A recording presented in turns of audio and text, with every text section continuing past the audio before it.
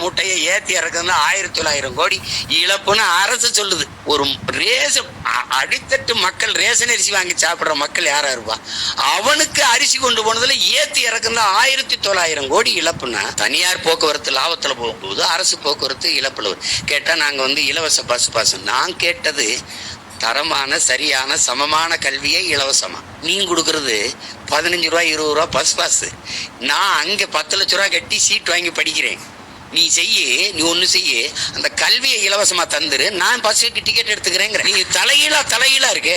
அரசே சொல்லுது ஓமந்தூரார்ல படுத்தீங்கன்னா 10 நாள்ல செத்து போயிருவீங்க, அதனால காவேரிக்கு போங்கன்னு அரசு சொல்லுது.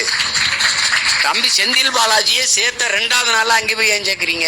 உங்க ஆஸ்பத்திரி நீங்க நிர்வகிக்கிறீங்க, உங்க கவர்மெண்ட் என்ன சரியில்லை. அப்ப அதுக்கு ஒதுக்குன நிதி எல்லாம் எங்க? அரசு தோத்துருச்சு, ஒத்துக்கிறது. ஆமா நாங்க சரியில்லை அப்படின்னு. இந்த மெட்ரோ வருதுல்ல, இது யாரோட திட்டம்? உலக வங்கியின் திட்டம். இந்த மெட்ரோவுக்கு நீங்க ஒதுக்கி இருக்க நிதி எவ்வளவு? 62,000 கோடி இதுவரையும் சொல்றீங்க. மேல ட்ரெயின் ஓடுறதுக்கு, தொடர் வண்டி ஓடுறதுக்கு நீங்க, கீழே நீர் ஓடுறதுக்கு 60 வருஷம் ஆண்டு என்ன பண்ணீங்க?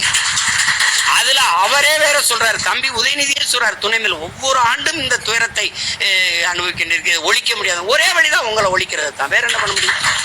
ஐயா, அந்த அதிகாரி சொல்றாரு 2500 கோடி தான் தேவைப்படுது, அழகா மழை நீர் வழிந்து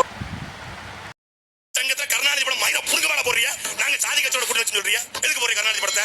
தமிழ்நாட்டில் கூடிய 36 அமைச்சர்ல 30 அமைச்சர் பிஏ இசை வேளாளர் மறுக்க முடியுமா? எப்படி போனாரு? ஏன் ஒரு பிஏல நாடார்ல பிஏ இல்லையா? தேவர்ல பர்சனல் செக்ரட்டரி இல்லையா?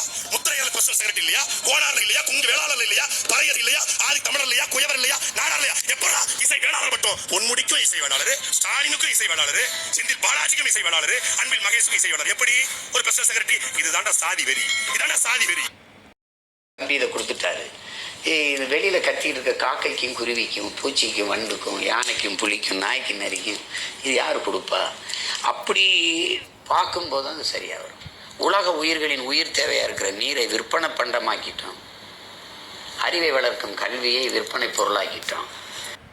நான் பாஸ்போர்ட் யாரோ திருடிட்டாங்க. ஆக்சுவலா இந்த ஷோக்கு நான் வரலன்னு சொன்னேன். விஜயகாந்த் சார் கால் பண்ணி ஏன் வரலன்னா, எனக்கு பாஸ்போர்ட் இல்லைண்ணா. பாஸ்போர்ட் இல்லையான்னாங்க. இல்லை ரீசெண்டாக என் பாஸ்போர்ட் திருட்டு போச்சு அப்படின்னு. ஒரு நாளில் விஜயகாந்த் சார் சாஸ்திரி பவனுக்கு போய் அவங்க பேப்பர்ஸ் கொடுத்து டாக்குமெண்ட்ஸ் கொடுத்து எனக்கு ஒரே நாளில் பாஸ்போர்ட் வாங்கி கொடுத்தாரு. இந்த ஷோ சக்ஸஸ்க்கு தலைவர் Vijayakanth sir, secretary Sarathkumar sir, treasurer Napoleon sir. Vijayakanth sir ஒரு தலைவரா இருந்து எல்லாமே கோஆர்டினேட் பண்ணாருன்னா, ஃபீல்டுல நின்று வேலை பார்த்தது நெப்போலியன் சார்.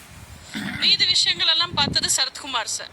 நிறைய பேர் சேர்ந்து ஒன்னா நடத்தின ஒரு ஷோ. எனக்கு தெரிஞ்சு இதுவரைக்கும் நடந்திருக்கிற அத்தனை ஷோல இந்த ஷோ தான் பெஸ்ட் சக்சஸ்ஃபுல் ஷோவா இருந்தது. நடிகர் சங்கத்தோட கடனை அந்த ஷோ அடைச்சிருச்சு. அப்போ என்னோட பாஸ்போர்ட் பழைய ஆள் ஆனா என்ன ஆக தெரியுமா? நீ பழைய ஆள் ஆனா என்ன ஆக தெரியுமான்னு எனக்கு தெரியும், அண்ணாமலைக்கு தெரியாது. நான் என்ன சொல்றேன், எங்க அண்ணாமலை பழைய ஆள் ஆனா என்ன ஆக?